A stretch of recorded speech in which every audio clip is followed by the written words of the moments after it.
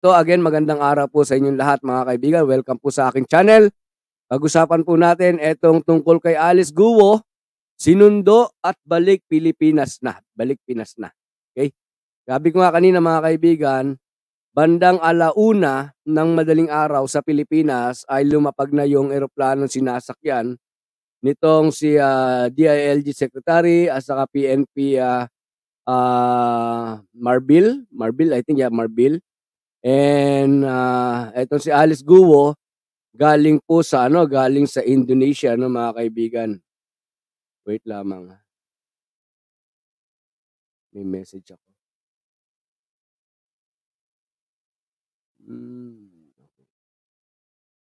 So galing na Indonesia mga kaibigan, And sila ay sakay po ng asan na ba 'yan?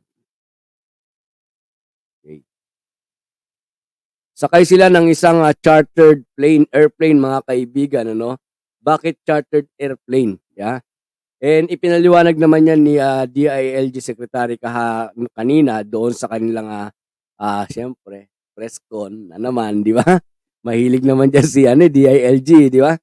Sa kanyang pa-press con na pa-pogi points, mga kaibigan, ang kanila sinakyan ay chartered plane.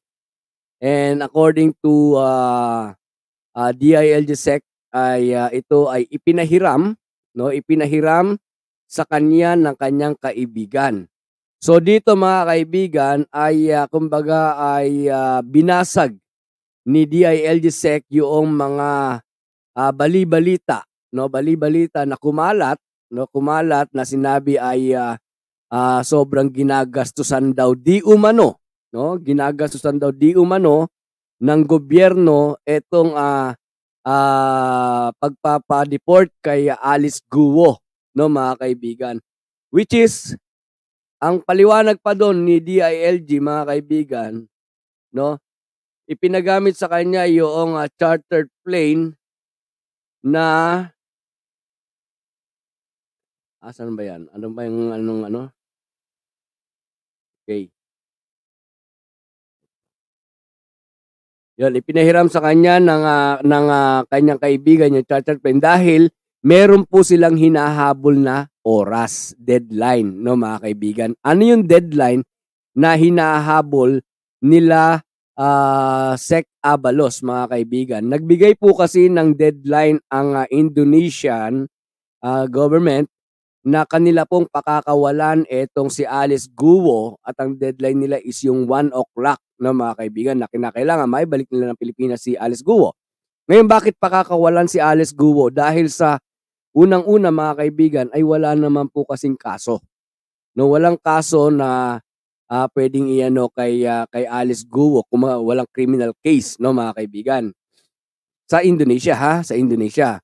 Kaya nga ang sabi ng kung hindi nila ito kukunin ay pakakawalan nila. So dito mga kaibigan ay basag na naman, maraming mababasag mga kaibigan sa kaganapan, Kung maalala ninyo yung balita na palit ulo, 'di ba? Na according to doon sa mga kumalat na balita kahapon mga kaibigan ay gagawin pamalit ulo itong si Alice Guo doon sa isang anong bansa ba ito? Somewhere in Europe mga kaibigan na kumbaga ipapalit ulo itong si Alice Guo, which is walang katotohanan, mga kaibigan. Dahil kung ipapalit ulo si Alice Guo, hindi magbibigay ang Indonesian government sa Pilipinas ng deadline. 'Di ba? So maraming Ayun, Australia. Salamat Arnedo Olay sa Australian, mga kaibigan. Ipapalit ulo itong si Alice Guo, mga kaibigan. And maraming mga kwento, balita na masasabi natin na walang katotohanan at puro fake news lahat ng lumabas na 'yon, mga kaibigan. So, kinakailangan nila DILG at saka ng PNP na makuha kaagad itong si Alice Guo, mga kaibigan, maibalik ng Pilipinas. Dahil kung hindi, baka mahirapan na naman, di ba? Baka mahirapan na naman na hanapin itong si Alice Guo. Dahil alam nyo mga kaibigan, yung pagkakahuli dito kay Alice Guo, di ba? Ito ay kombinasyon po ng PNP at saka ng Indonesian Police, at talagang 1 linggo nilang pinag-aralan ito dahil sa dahil sa ang sabi nga ay etong si Alice Guo ay nagpalipat-lipat, no, nagpalipat-lipat po ng lokasyon hanggang sa kanila matrace kung saan ito naroon at nahuli, no? So masasayang yung effort na yon kung hindi maibabalik ng Pilipinas. So ang ginawa ay kinausap ni DILG yung kanyang kaibigan at ipinahiram sa kanila yung chartered plane, no, ng libre. No, mga kaibigan, libre yun, libre yun, ipinahiram. Kaya ayun, sa isang madaling salita ay agad-agaran silang lumipad papuntang Indonesia at sinundo itong si Alice Guo at kahapon nga, kanina nga ng 1:00 madaling araw ay nailapag sa Pilipinas at naiharap po sa media, sa mainstream media, no, mga kaibigan. So yun yung mga kaganapan at hihintayin natin ngayon, mga kaibigan, ano yung mga susunod na kaganapan tungkol kay Alice Guo. And ang update lang natin diyan, mga kaibigan, bago natin iwanan itong issue na ito, 'di ba? Si Alice Guo ay madi-detain ngayon sa Camp Crame, no, mga kaibigan. Doon muna siya pansamantala, 'di ba?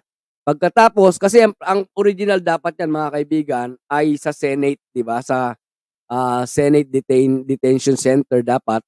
Kaya lang ay meron po palang kaso itong si Alice Guo sa Bambam Tarlac na graft and corruption, no? Yung tungkol sa graft.